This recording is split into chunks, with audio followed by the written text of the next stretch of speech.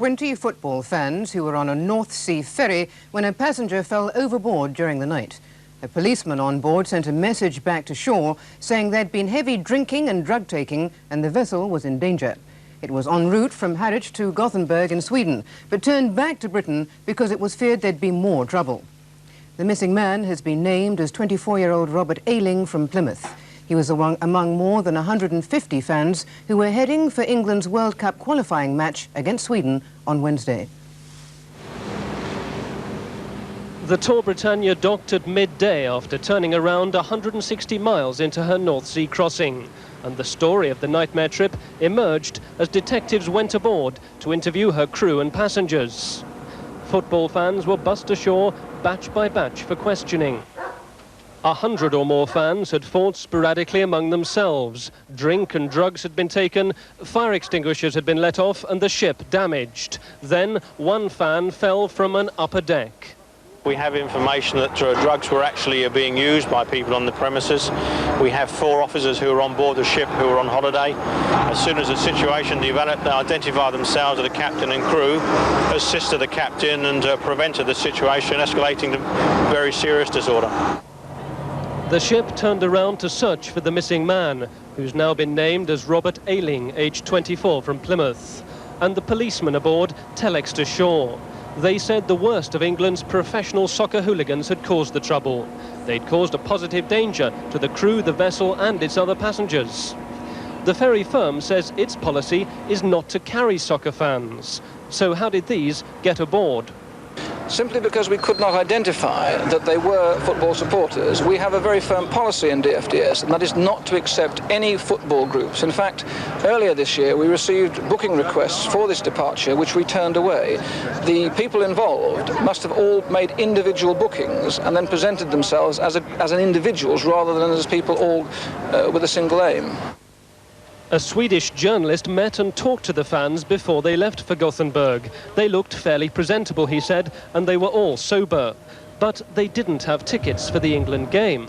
None of them had tickets.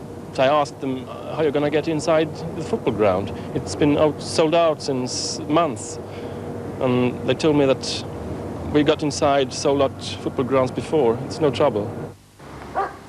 Nearly all the fans aboard have now been questioned at the quayside, and at least 30 have been bussed to Colchester police station. The Tor Britannia will sail for Denmark with the rest of her passengers this evening. Arrangements will then be made to get them belatedly to Sweden. The Football Association has appealed to fans not to travel to matches abroad if they don't have tickets. They say that all the tickets for Wednesday's match were sold in Sweden and there are no more available. The FA say they've warned the Swedish police that 500 fans without tickets are heading for the match. There's been unanimous condemnation of last night's disturbances, but there are disagreements over the most effective way to keep potential hooligans away from matches. Our Home Affairs correspondent Neil Bennett reports. The catalogue of misbehaviour by English football hooligans abroad is a depressingly familiar one. 2 years ago, another North Sea ferry turned back for Harwich after 100 West Ham and Manchester United fans fought on board.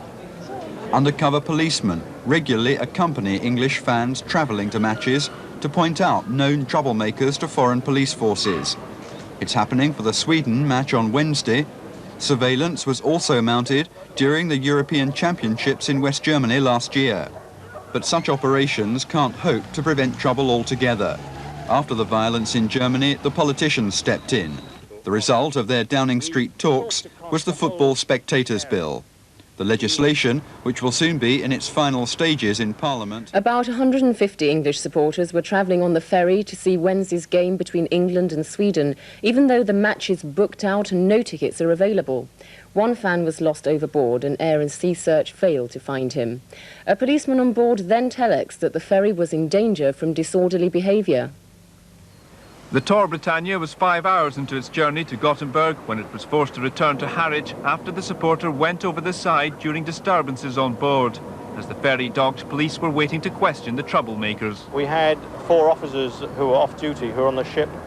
Fortunately, they managed to control the situation and assisted the captain and crew, and they prevented the situation escalating to more serious proportions. In a telex to the mainland, one of the officers said the missing man was believed to be under the influence of drugs and had jumped overboard when another man operated a fire extinguisher. He said there was widespread incidents of disorder and positive danger to the vessel, crew and other passengers. 20 of the 150 fans on board, some shielding their faces, were led away for questioning. News of the trouble dismayed the Shadow Sports Minister, who demanded to know why the government failed to prevent what he says was clearly predictable. Should have stopped them at the ports, which the government won't do. The government's view is every British citizen has the right to leave the country to create havoc in somebody else's country. That is not the view of the opposition. Others said legislation proposed under the Football Spectators Bill must now be brought forward. People could be prevented by one means or another, mainly by the removal of their passports, if necessary, from travelling abroad to soccer matches. And I just think that ought to be implemented as soon as possible. The disturbances were condemned by the government. It said supporters should not be travelling to an all-ticket match which is already sold out. But as hundreds of regular passengers waited to finally leave for Gothenburg, the Football Association warned Swedish police to expect about 500 fans who would turn up for Wednesday's match regardless. Broke out among about 200 supporters heading for Sweden, where England plays a World Cup qualifying match on Wednesday night. Police say they were drunk and had been taking the drug LSD. One fan fell overboard and is presumed drowned. The ferry Tor Britannia left Harwich for Gothenburg yesterday evening. 5 hours later, the Briton disappeared. The ferry turned back because of what police called positive danger to the ship, the crew and the passengers. The Tor Britannia docked at midday after turning around 160 miles into her North Sea run. The full story of her nightmare trip emerged as detectives went aboard. They brought off football fans batch by batch for questioning. 100 or more fans had fought among themselves, police said. Drink and drugs were being taken. We have information that drugs were actually being used by people on the premises. We have 4 officers who were on board the ship who were on holiday. As soon as the situation developed, they identified themselves as the captain and crew, assisted the captain and prevented the situation escalating to very serious disorder. The 4 policemen on the crossing sent a message ashore saying the fan who fell over the ship's rail, Robert Ayling from Plymouth, may have been under the influence of LSD. He'd panicked when a fire extinguisher was fired at him. In their telex to Lloyd's of London, they said elements of the very worst of the professional English soccer hooligans were on board. There'd been widespread incidents of public disorder. There was a positive danger to the vessel, its crew and the other passengers. 20 of the fans questioned on the quayside this afternoon were arrested and later taken to Colchester Police Station. The ferry firm says it doesn't accept block bookings from football fans. So how did so many get aboard this boat to Sweden just before an England game? I must say that we quite often refuse embarkation to undesirable-looking passengers, whether it concerns football or not. But my information is that when the ship sailed yesterday afternoon, both our pursers and port security were on hand, and they did not detect or could not find a firm reason to turn any of the individuals away. The ferry firm finally put 280 supporters ashore this evening to make their way home instead of resuming their journey to the England game. Several said they'd quite openly booked for the boat as football fans, but they didn't have tickets for the match. So was it the football or trouble that they were going for?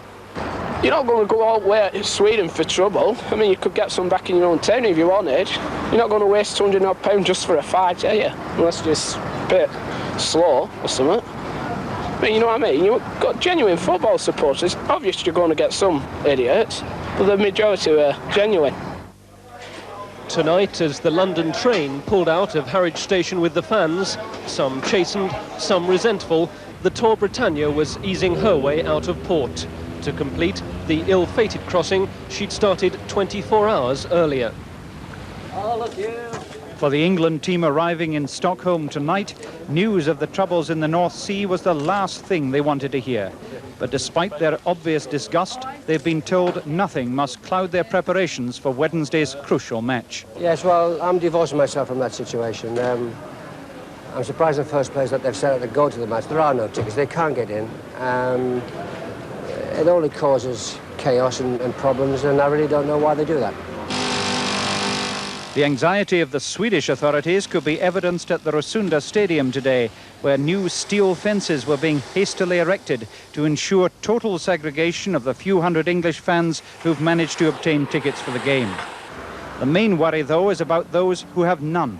Small pockets of ticketless English supporters have been wandering the streets for 3 days, but the answer is always the same. No, I'm sorry, that's all sold out. You can't get them anywhere? No. Okay. Sorry, I can't. The fear is that the fans' frustration could spark off major problems. And everyone's just hanging around the train station. That's what they're doing. There's no tickets at all. Oh, just put the gates in. You know, charge the gates or something, let us in. If you're not going to wait outside, come all this way to stand out here. It's not worth it. We can't allow that people will get hurt and so on. Not in any circumstances. But you feel that all the measures that can be taken have been taken? Yes. Tonight, there are no reports of incidents in Stockholm, but the authorities here are insisting that any English fan who steps out of line in the next 3 days will be dealt with severely. Bill Hamilton, BBC News, Stockholm.